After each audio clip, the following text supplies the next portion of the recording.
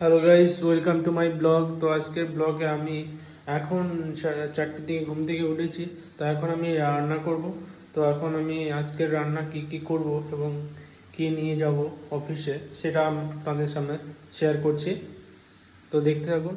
আহ, এখন বাজছে 4টে। তো আমি 4টের দিকে ঘুম থেকে উঠেছি এবং অফিসের জন্য খাবার রেডি করছি। তো আমার সকালে যেটা আমি খাই সেটা সকাল দুপুরে আমি যেটা খাবো এখন থেকে শুরু করছি ডায়েট। তো আমি এখন থেকে সিদ্ধ খাবো। তো এখানে দিয়েছি আলু সিদ্ধ, তারপরে সিম সিদ্ধ, করলা সিদ্ধ, টমেটো সিদ্ধ, গাজর সিদ্ধ, এইসব সিদ্ধ আমি খাবো এখন। এখন থেকে আমি অয়েল ফ্রি পুরো সবজি খাবো, মানে কোনো অয়েল থাকবে না, পুরো ডায়েট করছি। তো আমি যেগুলো ব্রেকফাস্টে যেটা খাবো, ব্রেকফাস্টে আমার ছোলা থাকবে, কাঁচা ছোলা ভিজে রেখেছিলাম রাত্রেবেলা, আর ডিম, দুটো ডিম আমি সিদ্ধ দিয়েছি।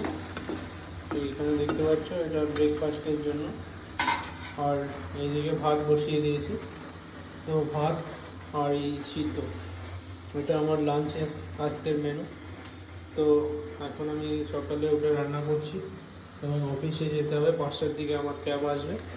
তো আমি এখন সিদ্ধ রান্না করছি। তো